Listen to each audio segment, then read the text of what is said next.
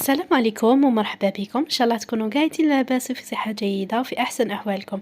اليوم جيتكم بهذه الوصفه تاع شطيط حاجات تجي بزاف بنينه، وننصحكم ان شاء الله باش تجربوها وردوا لي بالاخبار. يلا دائما نبداو بالصلاه والسلام على سيدنا محمد اللهم صل عليه وسلم، ونروحوا مباشره بسم الله نستعرض معكم المكونات.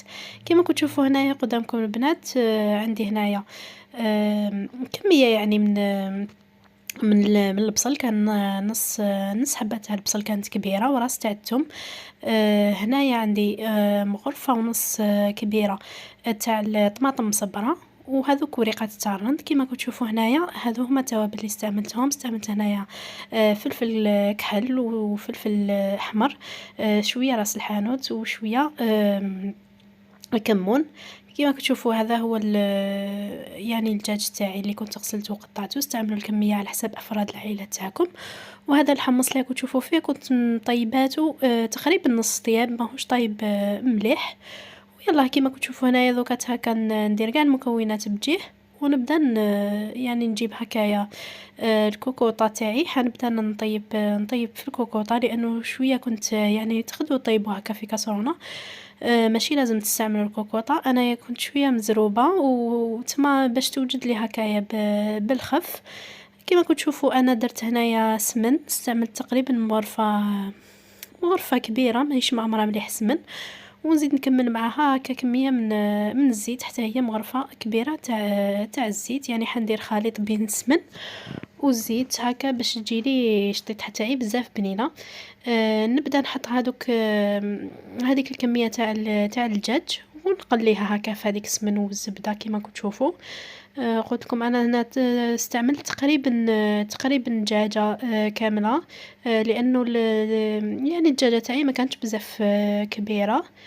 هكا بهذه الطريقه ونخليها هكايا حتى تقلالي مليح حتى نشوف هذاك الدجاج مليح تقلالي في هذيك الزبده، وعفوا السمن والزيت. كما كتشوفوا هكايا قد ما نخلو الدجاج هذا كي يتقلى لنا حتى يعني هاد الشطيط حتى انا حتجي بزاف بنينه. دوكا نديرو في هذه المرحله الملح، ملحو على حسب يعني على حسب الكميه اللي لازمه تاع الملح. ونخليه كيما كتشوفوا البنات، قلت لكم انا خليته حتى تقلى لي مليح. وحنستعمل هاد الفلفل الاحمر، يعني كنت دايراته في لاكلاص، وانا دائما نستعمله في شطيطها هكا ولا في المتوم يطلق واحد البنايه البنات ما شاء الله. هكا كيما كتشوفوا درت عليها هذاك البصل وهذاك الثوم. كيما نعرفوا شطيطها تحب بزاف الثوم، قلت لكم كنت استعملت راس تاع الثوم، الراس ما كانش بزاف كبير.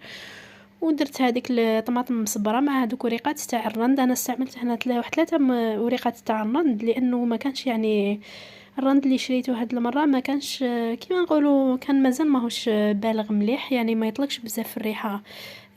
على هذيك اللي استعملت 3 وريقات تاع الرند. يعني اذا كان عندكم الرند تاعكم كان بالغ، تقدروا تستعملوا حتى وحده ولا زوج برك.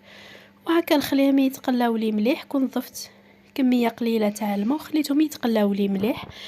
هكا كيما كتشوفوا كي نشوفها بلي تقلات لي مليح هذيك اللي يعني الكاسرونه تاعي، نبدا نضيف هذاك الحمص اللي كان طيب غير نص طياب. فوالا هكا ونخليه يتقلى لي مليح. كيما كتشوفوا هكا كي نشوفها بلي تقلات لي مليح، وهذاك البصل داب مليح، ويعني كيما لازم الحال. في هذا الوقت نمرق عليها، غير يتغطى لي هذاك الدجاج نحبس عليها.